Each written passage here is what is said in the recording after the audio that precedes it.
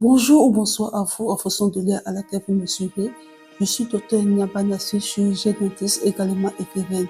L'émission d'aujourd'hui sera consacrée à la lithose, communément appelée la mauvaise haleine. Qu'est-ce que c'est que la lithose? Quelles sont les causes? Comment l'éviter ou comment la traiter? On en parle dans votre émission en fonction de sa bouche.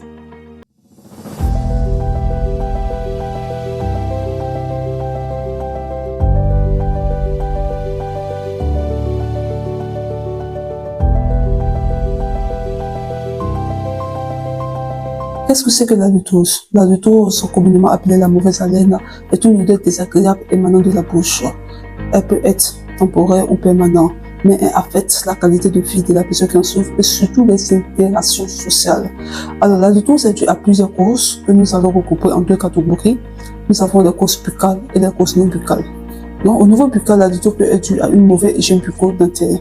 La mauvaise hygiène bucco-dentaire va se manifester par la présence de dépôts jaunâtres autour des dents, appelée tâte dentaire. Nous avons la carie dentaire. La carie dentaire, à travers les résidus, les bactéries, les débris alimentaires, qui peut entraîner une halitose. Nous avons la gingivite. La gingivite, qui est la maladie de la gencive, qui se manifeste par un saignement provoqué au brossage, par une douleur au niveau de la gencive, par un gonflement de la gencive. Donc, la gingivite peut entraîner une halitose.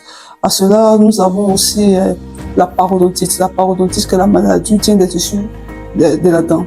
Donc, la parodontite se manifeste, elle, par une douleur, par un saignement provoqué, une douleur au niveau de la gencive, par des mobilités dentaires. Donc, la parodontite peut entraîner une halitose. Ensuite, nous avons la langue chargée. Une langue chargée peut entraîner une halitose. Et surtout, la sécheresse buccale aussi peut entraîner une halitose.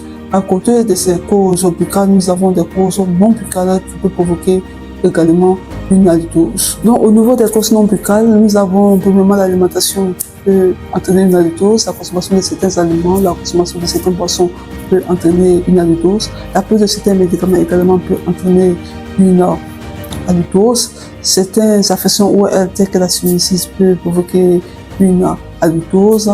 Nous avons des maladies gastriques, telles que les reflux gastriques qui peuvent entraîner une halitose.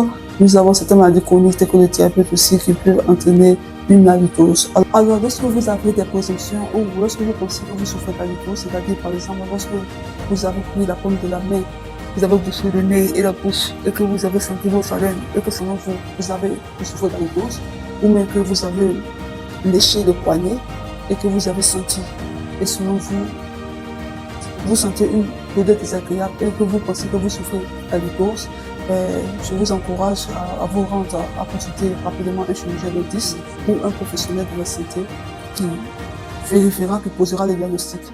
Et si le diagnostic est confirmé, il fera le traitement adéquat pour cette halitose-là. Alors, c'était Dr Nyabanassi, c'était l'émission En prend soin de sa bouche consacrée à la lithose.